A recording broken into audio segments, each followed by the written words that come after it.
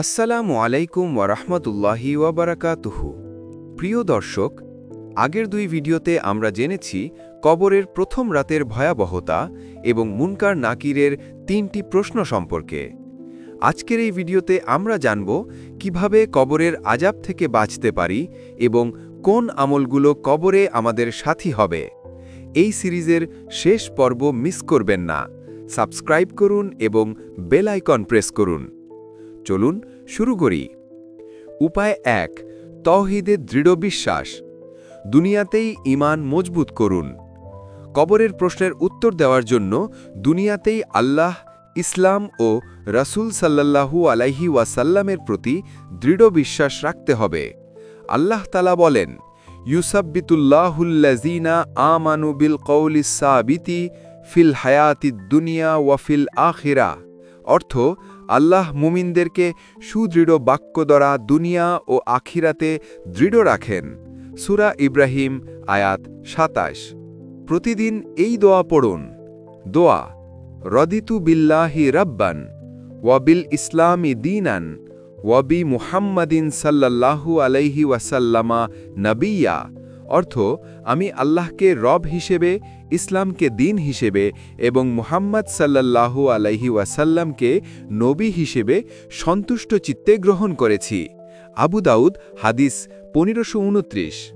উপকার: যে ব্যক্তি এই দোয়া নিয়মিত পড়বে, আল্লাহ তাকে কবরে সঠিক উত্তর দেওয়ার তৌফিক দেবেন।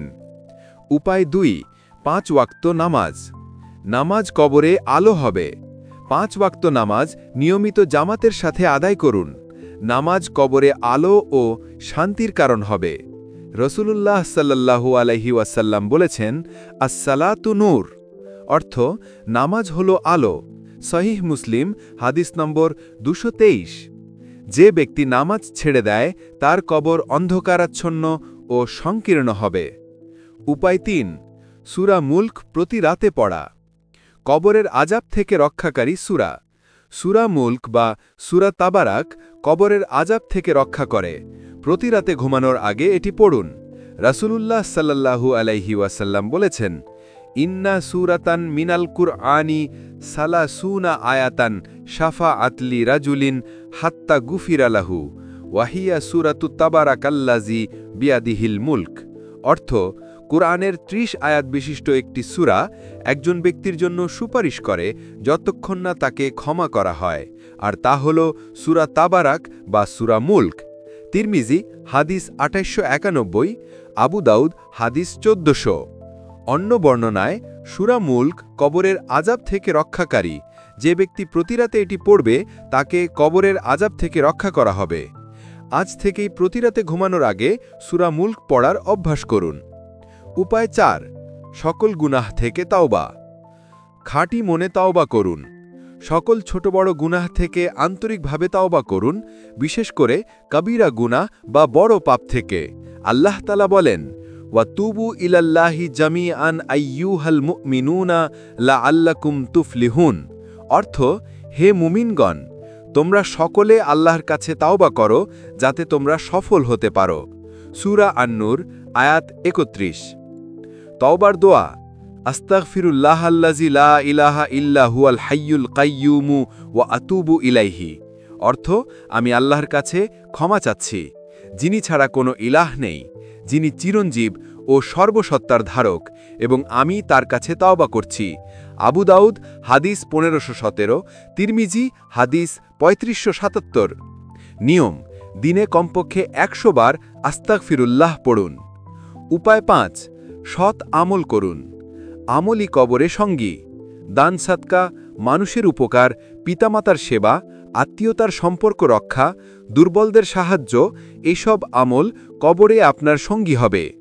কুরআনের আয়াত: ইয়াউমা তাজিদু কুল্লু নাফসিম মা আমিলাত মিন খায়রি মুহদারা। অর্থ, সেদিন প্রত্যেক ব্যক্তিকার কৃত সকল সৎকর্মকে উপস্থিত পাবে। সূরা আলে ইমরান আয়াত 30। হাদিসে কুদসি আল্লাহ তাআলা বলেন, যখন মুমিন বান্দাকে কবরে রাখা হয়, তখন তার নামাজ তার ডান দিকে, তার যাকাত তার বাম দিকে এবং তার সৎ আমল তার মাথার উপরে থাকে। যখন কবরের আযাব আসে, তখন এগুলো তাকে রক্ষা করে। আমল করুন। সাদকায়ে জারিয়া, মসজিদ, কূপ, গাছ রোপণ। ইয়াতিম মিসকিনদের সাহায্য, পিতামাতার সেবা, ইলম শিক্ষা দেওয়া, সৎ সন্তান রেখে যাওয়া। উপায় 6, মৃত্যুর স্মরণ। মৃত্যুকে বেশি বেশি স্মরণ করুন। মৃত্যুর কথা মনে করলে মানুষ পাপ থেকে দূরে থাকে এবং আখিরাতের প্রস্তুতি নেয়।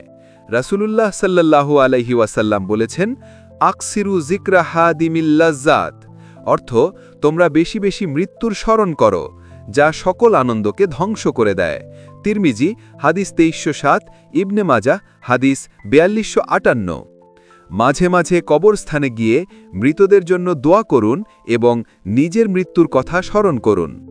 কবরস্থানে যাওয়ার দোয়া, আসসালামু আলাইকুম আহলাদ দিয়ারি মিনাল মুমিনিনা ওয়াল মুসলিমিনা ওয়া ইন্না ইনশা আল্লাহু বিকুম লাহিকুন, অর্থ হে কবরবাসী মুমিন মুসলিমগণ, তোমাদের উপর শান্তি বর্ষিত হোক, ইনশা আল্লাহ আমরাও তোমাদের সাথে মিলিত হব। সাহিহ মুসলিম হাদিস 975। কবরের আযাব থেকে বাঁচার দোয়া, প্রতিদিন এই দোয়া পড়ুন। দোয়া, আল্লাহুম্মা ইন্নী আউযু বিকা মিন আযাবিল কবরি ওয়া আউযু বিকা মিন ফিতনাতিল মাসীহিদ দাজ্জাল ওয়া আউযু বিকা মিন ফিতনাতিল মাহইয়া ওয়াল মামাত, অর্থ হে আল্লাহ, আমি তোমার কাছে কবরের আযাব থেকে, দাজ্জালের ফিতনা থেকে এবং জীবন ও মৃত্যুর ফিতনা থেকে আশ্রয় চাই। সহিহ বুখারী হাদিস 1377, সহিহ মুসলিম হাদিস 588। নিয়ম, প্রতি ফজর নামাজের পর এবং ঘুমানোর আগে এই দোয়া পড়ুন। প্রিয় দর্শক, কবরের আযাব থেকে বাঁচার জন্য এই 6টি উপায় অবলম্বন করুন।